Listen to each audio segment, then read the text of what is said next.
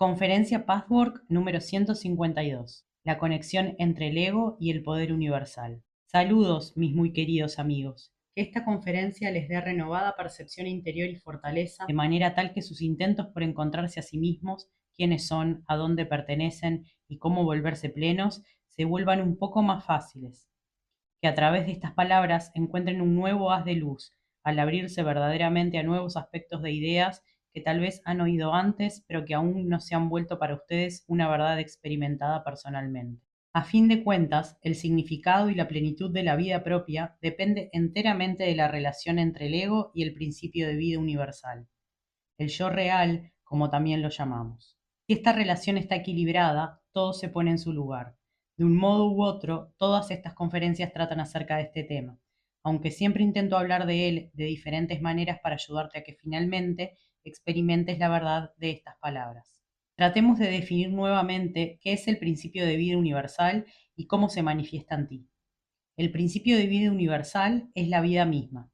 Es conciencia eterna en su sentido más profundo y elevado.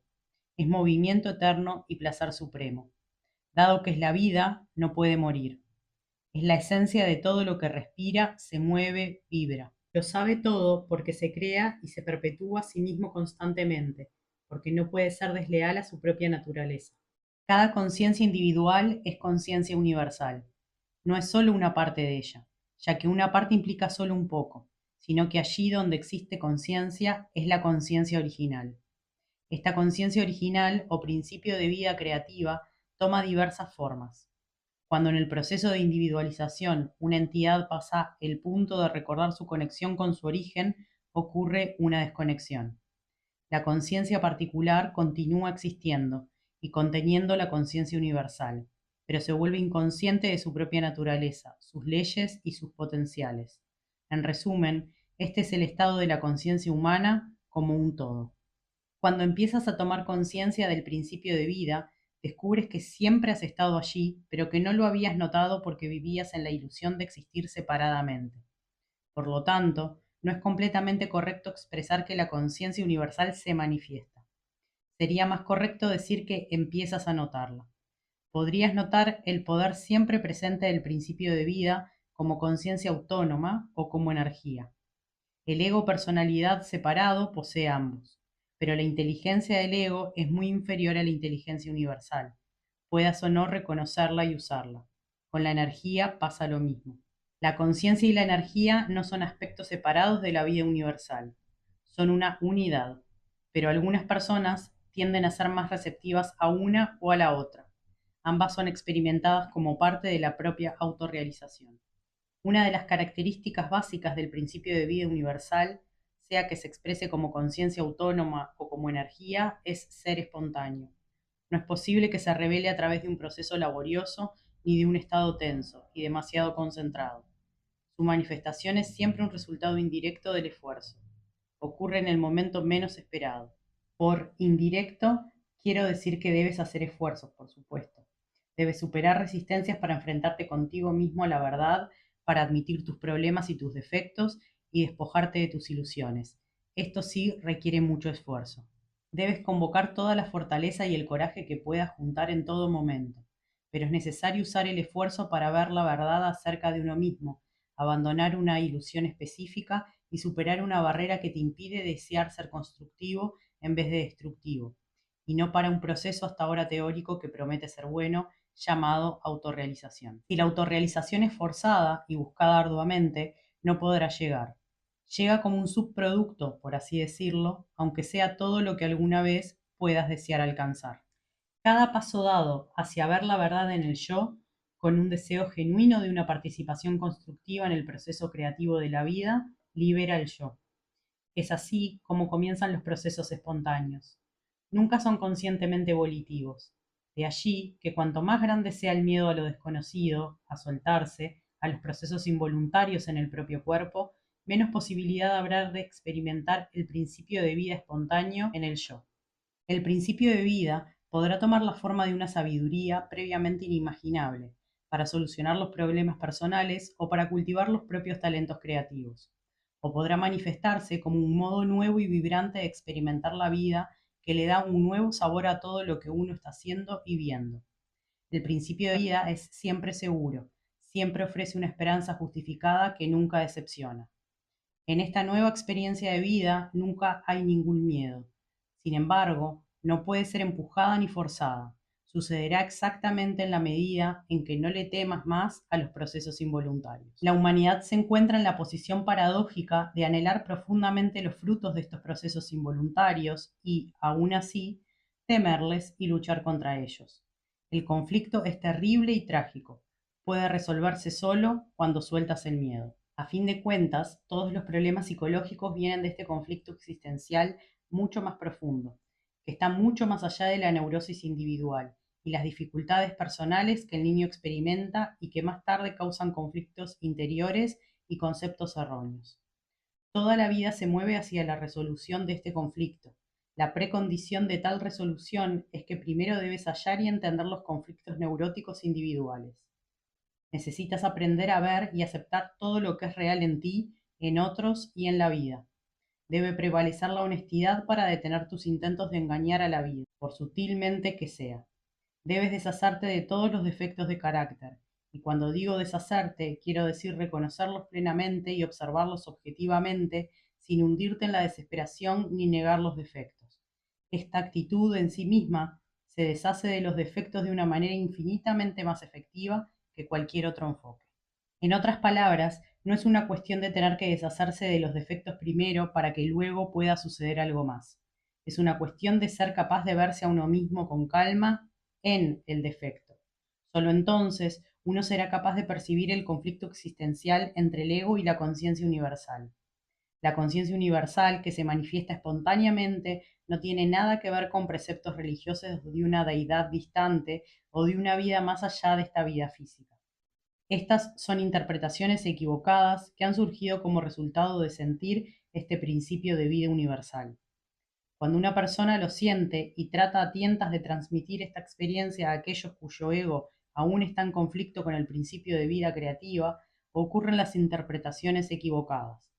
Estas habrán de alienarte de tu yo inmediato y de tu vida práctica cotidiana.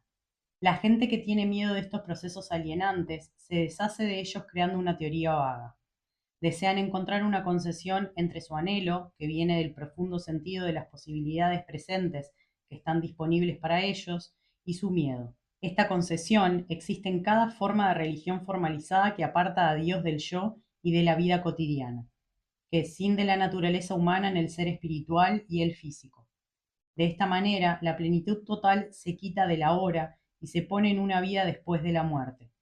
Todos los puntos de vista y enfoques de la vida, como esos, no son otra cosa que una concesión entre lo que uno siente que podría existir y lo que uno teme.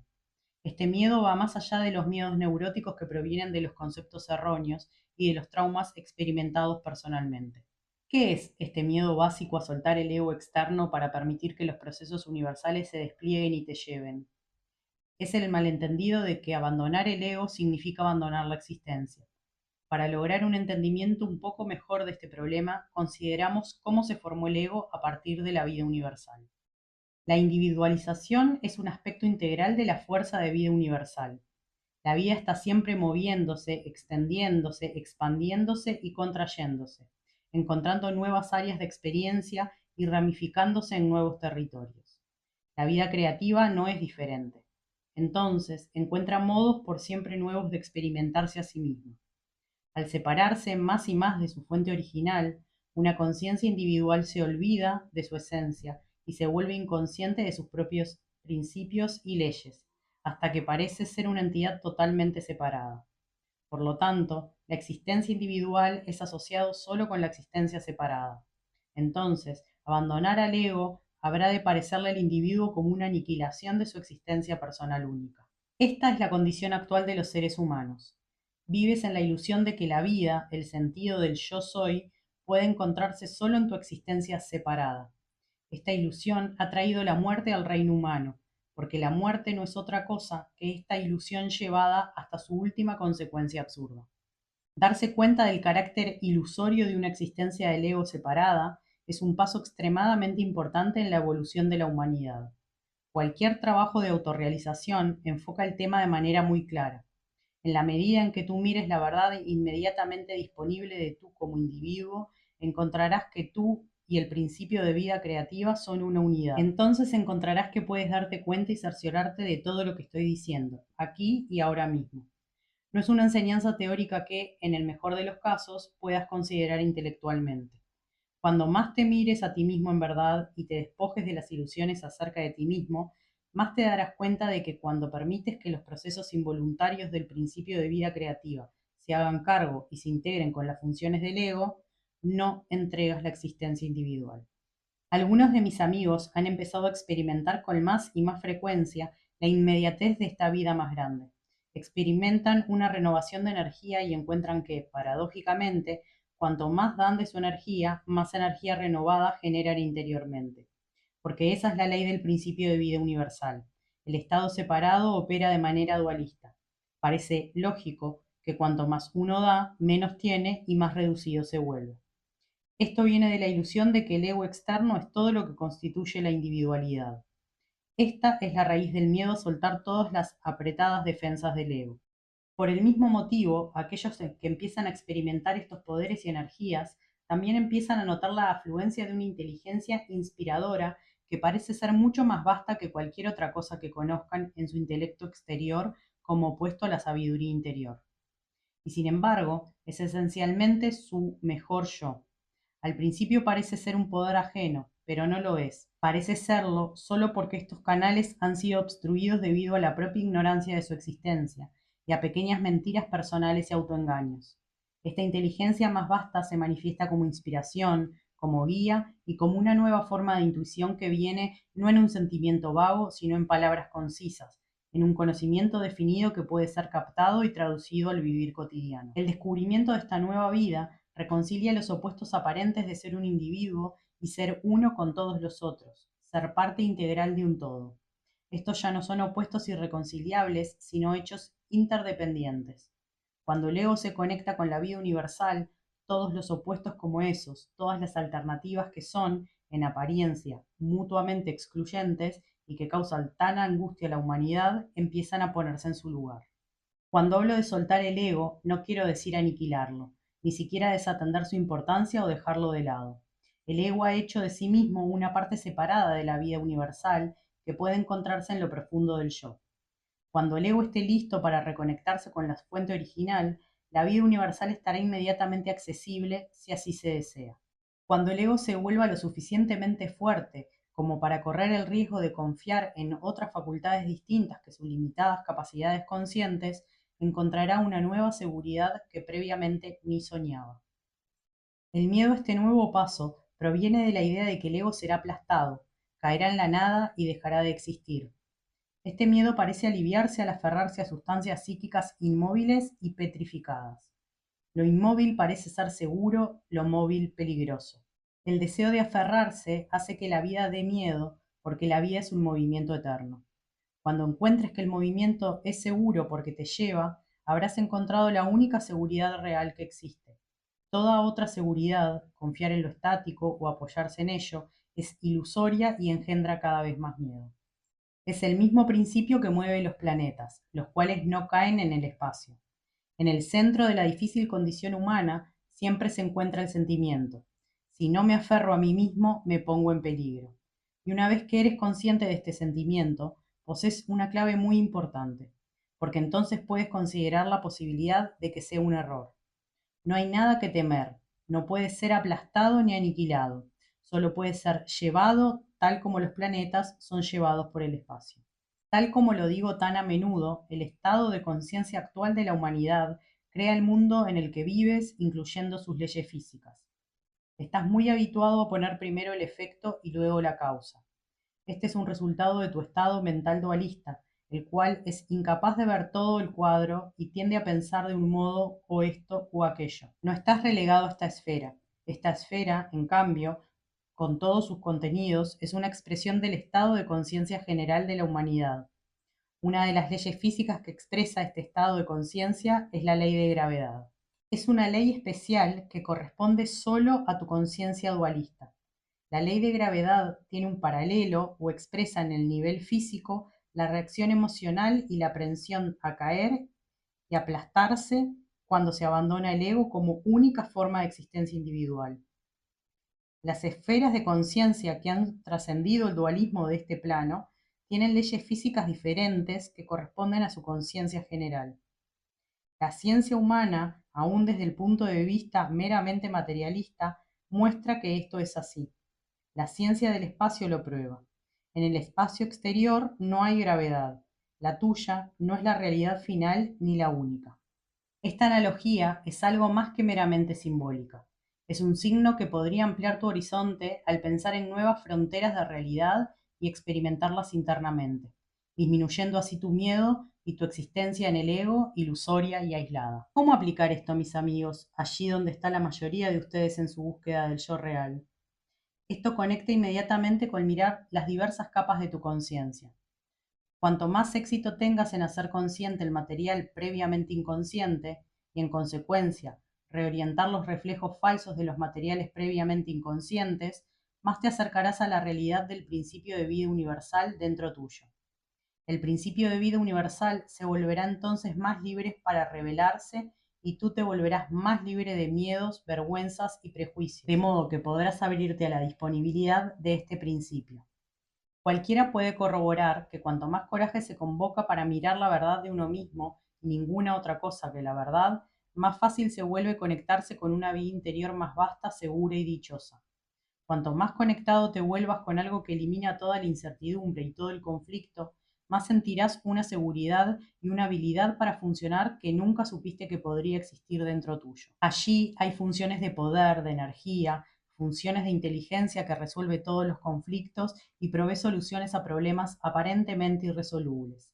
Todos los sí y los pero del vivir práctico cotidiano se aflojarán, no a través de medios mágicos externos, sino a través de tu creciente capacidad de tratar apropiadamente con todo lo que suceda, como una parte integral de ti mismo. Además, desarrollarás una creciente habilidad para experimentar placer, como se supone que lo hagas. En la medida en que te hayas desconectado, habrás de anhelar este modo de vivir.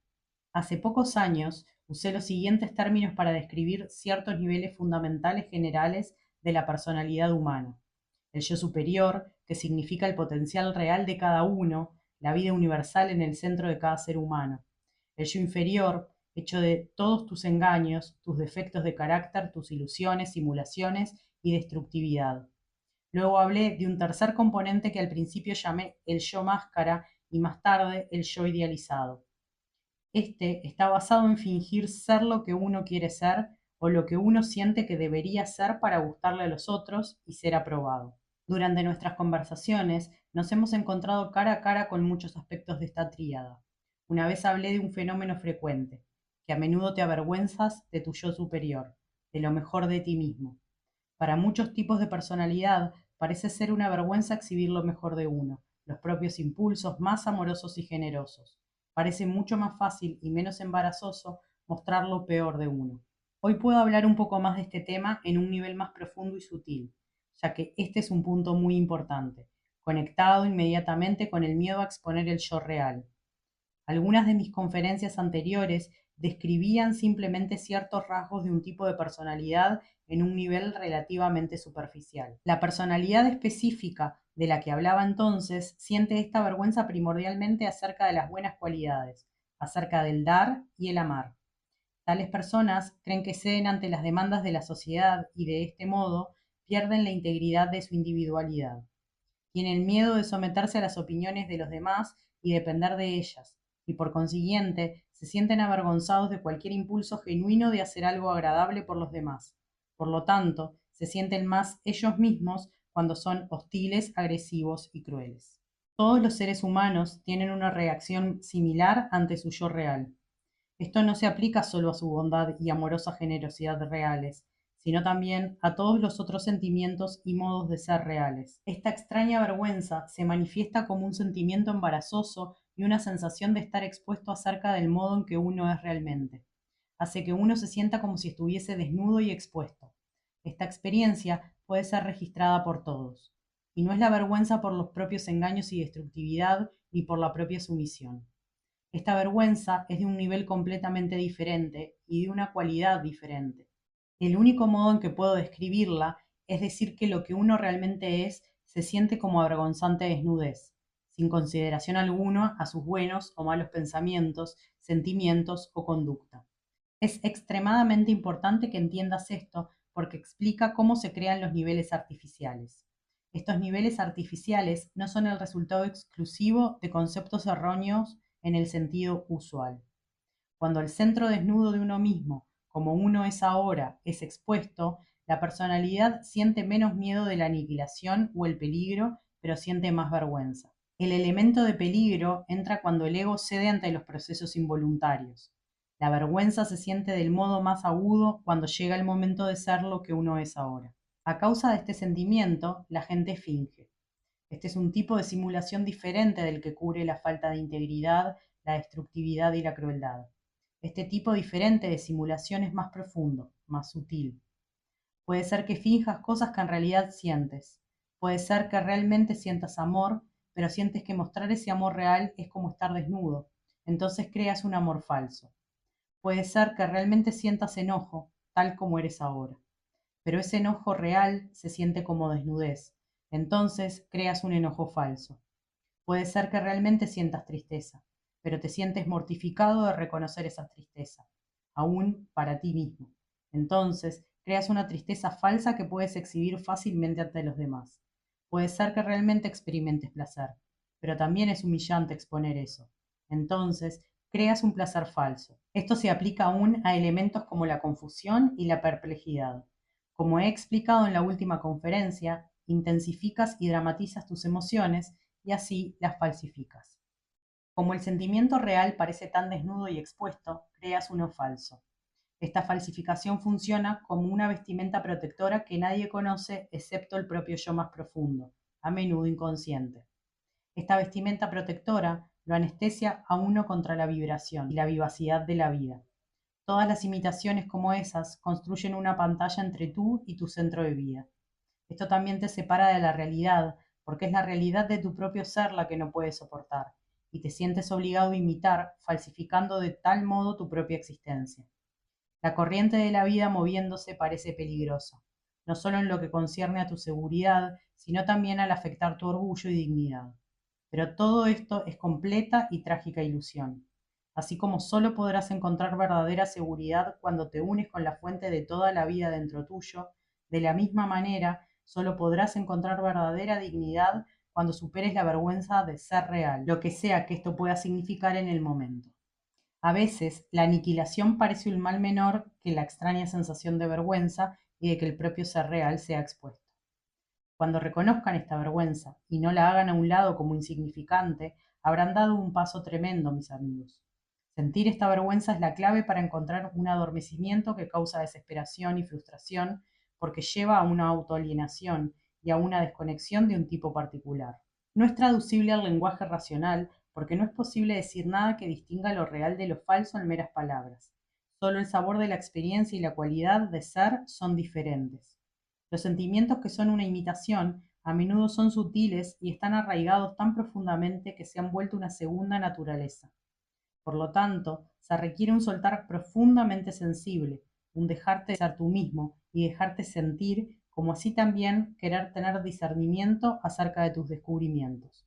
Todo esto es necesario antes de que te vuelvas agudamente consciente del aparente estar expuesto y la aparente desnudez que te causan los sentimientos reales.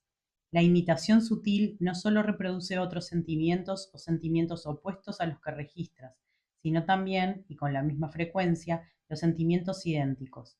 La intensificación de estos sirve entonces para hacer que lo falso parezca real. Solo cuando seas real, cualquier cosa que eso pueda significar ahora, entrarás en contacto por primera vez con el centro de la vida universal que eres. Pero antes de que esta experiencia sea posible, necesitas encontrar el fenómeno de la vergüenza y la desnudez. Cuando te encuentres con este yo real momentáneo, este está tan lejos de ser perfecto. Esta no es una experiencia dramática, y sin embargo es crucial, porque lo que eres ahora contiene todas las semillas que puedas necesitar alguna vez para vivir vibrante y profundamente. Ya eres este poder de vida universal. Todas las posibilidades concebibles están contenidas en él. Lo que eres ahora no es vergonzoso a causa de tus fallas. A ti te parece que es mucho más vergonzoso a causa de su realidad inmediata y existencial que parece ser tan desnuda. Cuando tengas el coraje de ser tu yo real, podrás comenzar un nuevo abordaje de tu propia vida interior, luego de lo cual todas las simulaciones quedarán de lado. Esto se aplica a las simulaciones obvias y crudas que usualmente pueden ser vistas por todos, excepto por uno mismo, como así también a las simulaciones sutiles que acabo de describir. Estas se hallan entre el ego y el yo universal. Forman una pantalla delgada pero firme que bloquea la fuerza dadora de la vida. Son responsables de que estés alienado del principio de vida universal. Crean el abismo, aparentemente peligroso e insalvable, entre el ego y el poder universal. Son responsables por el miedo y la vergüenza ilusorios que sientes.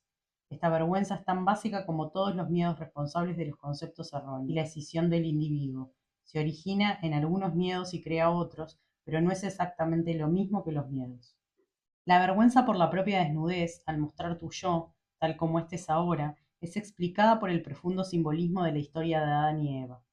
La desnudez de la realidad es el paraíso, porque cuando esa desnudez ya no es negada, puede empezar una nueva existencia dichosa, aquí y ahora mismo, no en otra vida en el más allá. Pero es necesaria una cierta aclimatación después que uno ha tomado conciencia de la vergüenza. Es necesario un camino dentro del camino para volverse más consciente de los hábitos arraigados pero sutiles con los que uno cubre la propia desnudez interior. Qué fácil es volver a la vergüenza por los hábitos de hace mucho tiempo, pero una vez que les prestes atención y saques los poderes que están disponibles en ti una y otra vez, de manera tal que notes tu vergüenza y tu ocultamiento y aprendas a ponerte al descubierto a ti mismo, saldrás finalmente de tu caparazón protector y te volverás más real. Serás tú al desnudo, tal como eres ahora, ni mejor de lo que eres, ni peor de lo que eres, ni tampoco diferente a como eres. Pondrás fin a la imitación y a los sentimientos y modos de ser falsos, y saldrás al mundo tal como estés. ¿Hay algunas preguntas en conexión con esta conferencia? Pregunta. ¿Cómo puedes determinar si tus sentimientos son reales o simulados? Respuesta. Tú eres el único que puede determinarlo, indagando seriamente y, en primer lugar, considerando la posibilidad de que tus sentimientos puedan ser simulados y no teniendo miedo de eso, porque la gente se aterroriza ante el pensamiento de que sus sentimientos sean falsos, aún de modo sutil. Tienen miedo de que si esos sentimientos no son reales, entonces es que no tienen sentimientos. Tienen miedo de su propio vacío. Y ese miedo es devastador. Ejerce una presión sutil para seguir simulando. Pero siempre hay un punto interior en el que dices, no, no quiero sentir. Sea que esto provenga de la infancia y de las experiencias traumáticas personales, o que esté conectado con el problema humano más profundo aplicable a todos los individuos del que he hablado en esta conferencia, siempre habrá una resolución a no sentir. A menudo, esta resolución es totalmente inconsciente, de modo que uno está desconectado de ella y es impotente acerca del resultado, el cual es, por supuesto, que no hay sentimiento. El terror es infinitamente más grande cuando el yo consciente que quiere sentimientos es ignorante del lado del yo que tiene miedo de los sentimientos. El terror, a ser incapaz de sentir, no puede compararse con ningún otro.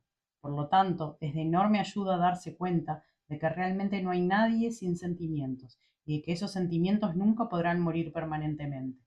La vida y los sentimientos son una unidad. Donde haya uno, habrá de estar el otro, aun si uno está desactivado en el momento. Saber esto hace posible buscar interiormente y preguntarse, ¿dónde es que he decidido no sentir?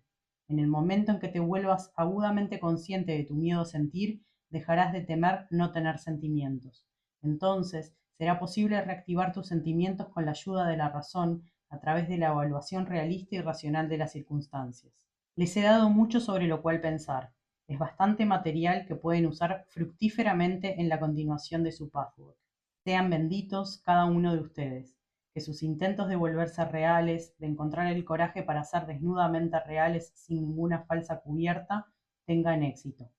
Si realmente lo desean, es inevitable que tengan éxito. Aquellos que no se mueven, ni crecen, ni se liberan a sí mismos, no lo desean. Es importante saber esto y encontrar en ustedes mismos la voz interior que se niega a moverse. Que todas sus capas falsas caigan, porque esto es lo que ustedes realmente quieren y deciden. Entonces descubrirán la gloria de vivir. Permanezcan en paz, permanezcan en Dios.